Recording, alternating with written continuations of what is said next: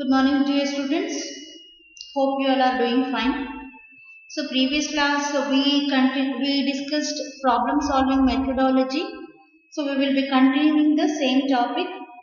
Hello, welcome you all. This is Nazia. So, I'll be as you know me, I'll be taking a computer science class for you. We have been discussing so many topics. Till now, you must be familiar with my name. Hope you have understood the previous topic. Before continuing today's topic, we need to have a recap of the previous topics what we have studied. So today's class we will be learning how to write different types of algorithms. I'll be helping you out. We will work it out together to write the algorithms. I'll be teaching you how we can write the algorithms. Before that, before writing algorithms, we need to learn what the previous topics what we have studied. So, this is the third problem solving technique, that is algorithms. And before that, we have two more techniques. We have studied two more techniques, that is problem analysis and problem definition. The first step is problem definition, which means before even you find a solution to the given problem, you need to understand what exactly the problem is. Once you understand the problem, next is problem analysis. You analyze that problem as to how that problem can be solved.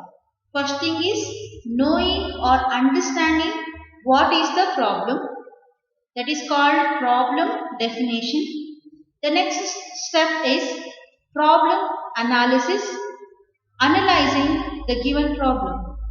So you think about how you can go about that problem, how you can get a solution to that problem. The third step is once you have analyzed, so you have an idea as to how you can solve the problem. The next step is we will be writing the steps required to solve that given problem, and that is known as algorithms. So previous class we discussed what is an algorithm. Algorithm is nothing but step by step solution to the given problem. Algorithm is a process of writing steps required to solve the given problem. So we write steps required to solve the given problem, and those steps are also known as algorithms. See, writing steps means many people can write steps in different format. That will not become an algorithm. Algorithm means we need to write steps in a systematic order. Then only it is called algorithms. Let's get started and let us learn how we can write an algorithm. So first thing, let us start writing the algorithm to find sum of two numbers, to add two numbers.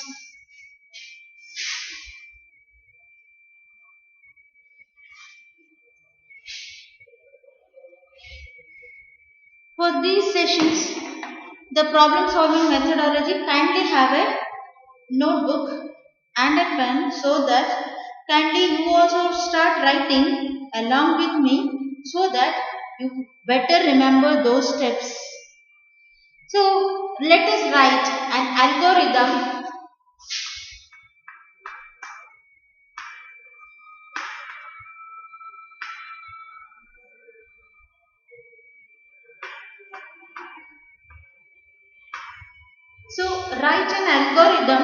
to find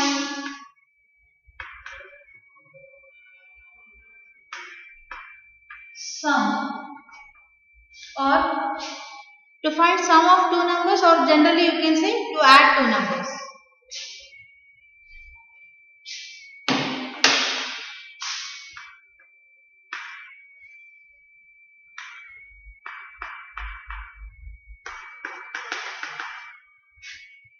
So write an algorithm. We need to write an algorithm to find sum of two numbers.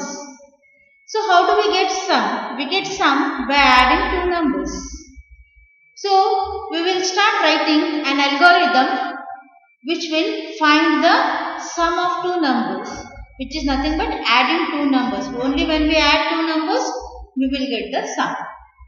The first step is step 1 is start or begin.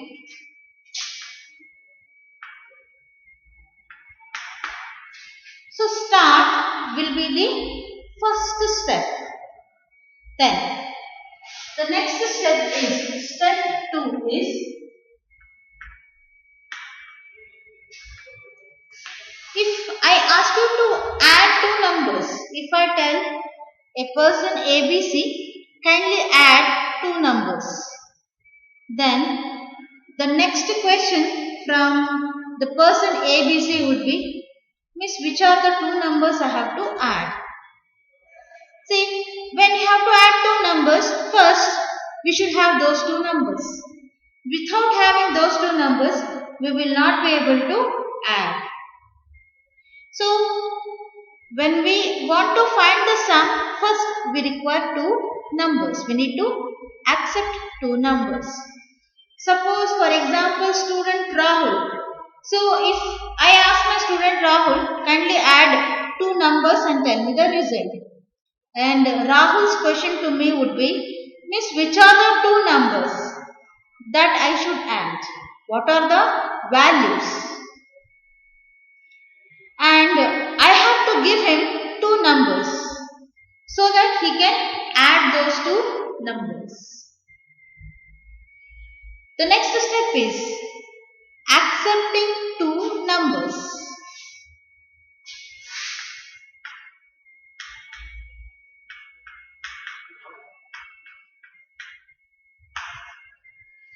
So as we know that when we accept the number, so if I am asking you, my dear students, you will be telling, Miss, tell me two values or two numbers.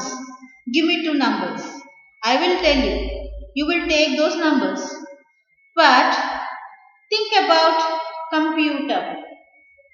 So like you, computer can't listen. So even if I tell computer, it will not listen. Like you, it doesn't have ears like us, like human beings, it does not have ears. So if we tell, it will not understand, it can't hear or listen. Therefore, if I have to, human communication is different. If I have to accept two numbers to a computer, if human beings have to accept two numbers, there are different ways. Even if I write and show, you will see and understand. If I tell, you hear and you understand. But it is not same with the computer. Accepting two numbers. A computer accepts two numbers using its input devices. So, we will say read. We have to read A. First number, I assume it as A. Second number, I assume it as B. You can take X, Y, whatever. A can take any value. B can take any value. The first number we have assumed that it is A. A can have any value. A can take any value. B can take any value. So A can be anything. B can also be any value. See, if I can tell you, okay, A is 10, B is 20. So you have to add 10 and 20. Same thing, I can't do it with computer. I can't sit in front of a computer and say 10 and 20. Even if you say, it's of no use. So you have to input 10 and 20 through keyboard. So keyboard is the input device through which it accepts the data. Like you have ears and you have eyes. You can, if I write the values, you can see and you can understand. Likewise, if I tell, you can listen and you can understand, but computer can't do these things. It can't see, it can't listen. Only thing is, you give those numbers through your input device, that is keyboard. We feed the numbers to a computer using this device, that is input device keyboard. So, read means accept. What? Two numbers. So, you can use read or you can also use input. Read and input are the statements that are used to input the data to a computer system. This statement tells that a computer reads, accepts what? A and B. It accepts A and B. A and B are the two numbers. How it accepts? It reads. It reads through its input devices. Now we have in two numbers. The next step is we can find. How do we find sum? We need to add two numbers. For example, if the number is 10 and 20, so we need to add 10 and 20 to get the result. Otherwise, if imagine the numbers are A has a number, any number it has. B has another number. So we need to add both. The next step is, so step 3 is compute sum. If you have two numbers, we can find sum. Compute is nothing but calculate. So how do we calculate sum? So we calculate C is equal to A plus B. C, Z, whatever you want you can take. Either or you can take sum itself. So sum is equal to A plus B. The first step is we need to start. Before adding two numbers, we require two numbers. If we have two numbers, we need to find sum. So we find sum by adding two numbers. So that we have added, and then suppose if I tell my student, say Rahul, to add two numbers 10 and 20.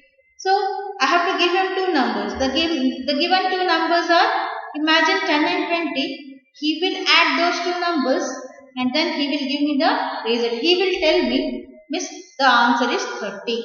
Or he will write and show me. That I will understand. But computer will not do that. It will print the result. It can't tell. It can't write like you on the paper. But it can output. It can print. Where does it print? It prints on the output device, that is monitor. So our computer, it gives us the result on the monitor, on the output device. So you can tell same thing, computer will print. It will print the result. Where it will print? It will print on the output device. That is, it outputs the result.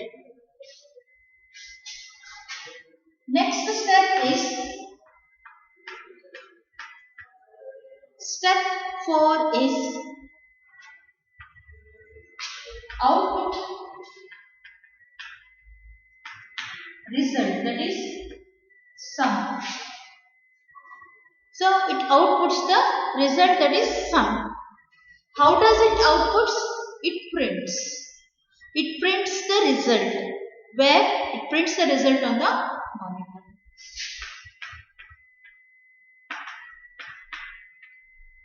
Print, then followed by what we are printing? We are printing sum. Sum is equal to sum. So we are printing We are telling that this is the sum. Okay. If you are getting confused, let us take this as C.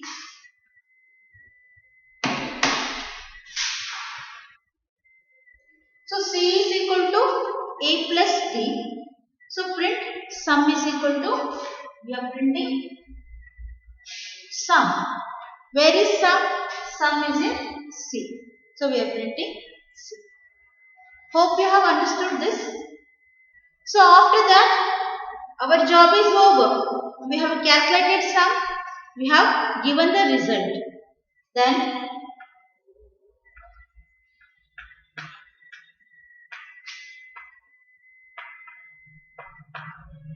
we end the process by giving stop. Kindly write down the algorithms. Hope you have understood this. So what is algorithm? Algorithm is a process of writing steps required to solve the given problem in a systematic order. So, months you can't write. So we can't write as we wish. There is a standard procedure for that. And everybody, me, you, everyone has to follow these steps. So when you write an algorithm, you have to write like this. Step 1, step 2, step 3, step 4, like this. And then each step, what you are doing, you need to explain within these brackets. So as we know, this is the algorithm to find sum or to add two numbers. Finding sum is nothing but adding two numbers. You are adding two numbers. So after adding two numbers, you will get sum. So when you are adding two numbers, when you want to find the sum, the first thing is you require the two numbers. Without two numbers, you will not be able to add. So let us start writing the first algorithm, that is write an algorithm to find sum or to add two numbers. We accept two numbers. And the two numbers are, imagine, read A and B. A and B are the two numbers. Then, if we have two numbers, we can add. We can find the sum. So, how do we find sum? We find sum by adding two numbers. Then, after finding sum, we can print. So, step 1 is start. Step 2, accept two numbers. How do we accept? We accept through our ears, eyes, and computer accepts using input device. It reads the data from its input devices. And then, once the data is accepted, we add. We compute sum. We compute sum by adding the two numbers. So, we are adding the two numbers. And then, output sum. So, where the computer gives the result or output through its output devices, that is monitor. So, how does it output? It prints. It prints the data on the monitor. So, this is how a algorithm can be written. This is how a algorithm is written. Hope you have understood this. Kindly make a note of each steps. Make a practice of writing algorithms, otherwise you will not understand this. Hope you have understood an algorithm, the first algorithm for finding sum. So this is compulsory. You have to write step 1, step 2, step 3. to n number of steps. There can be n number of steps. How much ever steps are required, you need to mention. Then each step what you are doing, you have to brief it in the square brackets, and these are the steps. Generally, to input the data, we use read or input or accept like statements. Either you can use, it's not compulsory that you use read. You can also use input. You can also use accept. But generally, for inputting the data, we will be using read statement.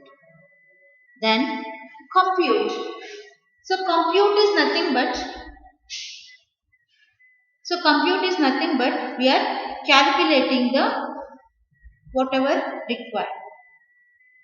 Then the next step is output. We are outputting the calculated result. Then we are ending the process by giving start.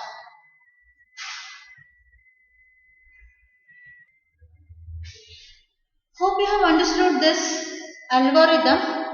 Let us start writing one more algorithm to find area of a circle.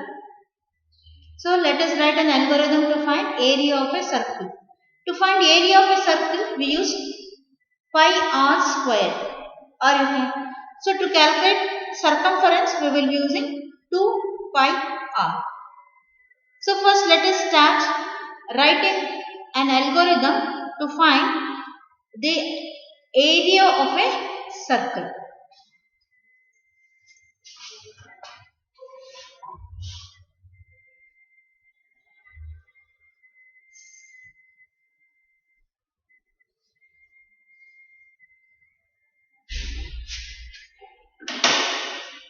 Area of a circle is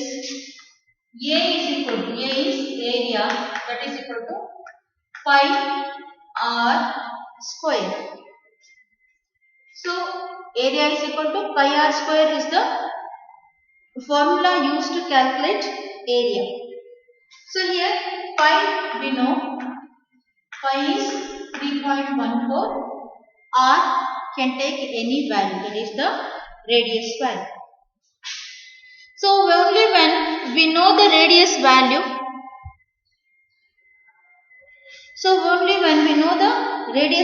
we will be able to calculate the area. So now to calculate area, we require radius. Pi we know because the pi value is 3.14, that is the constant value which will not change. But radius, it depends. So radius, however radius changes, the area also changes. So to calculate area, we require radius. Let's write an algorithm to find area of a circle. So to find area of a circle, we require two values should be known. One is pi value, the other one is radius. Until and unless you know pi and radius, you will not be able to calculate area. So pi we know, it is 3.14. Now we need to know radius. We have to accept radius. So only when we accept radius, we will be able to calculate area. So we need not worry about the pi value because pi is a constant value which we know. Let's get started. Let's write an algorithm to find the area of a circle.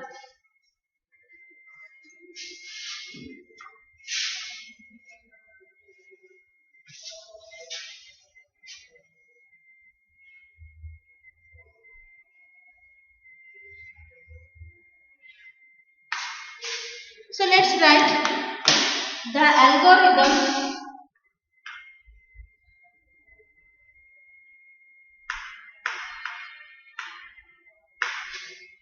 to find area of a circle.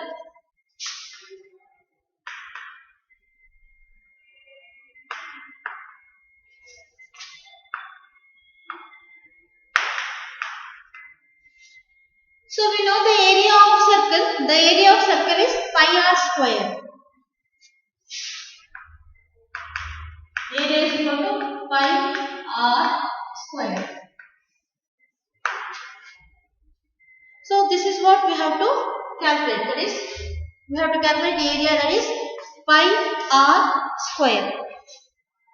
So to calculate area, we require radius. So let's get started. Step 1.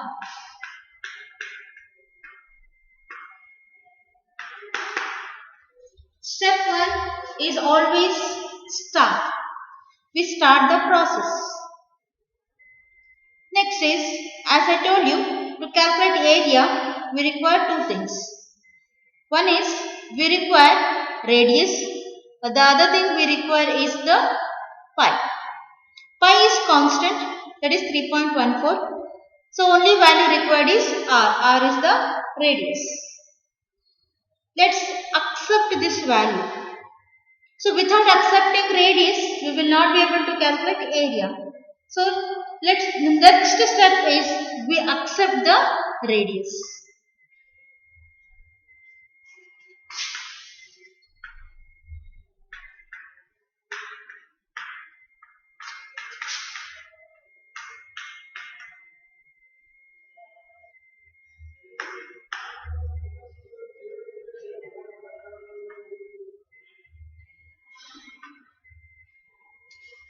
Read R.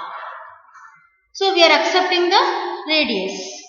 Once you have accepted the radius, the next step is we can compute the area. So we can compute the area. The next step is, so we will compute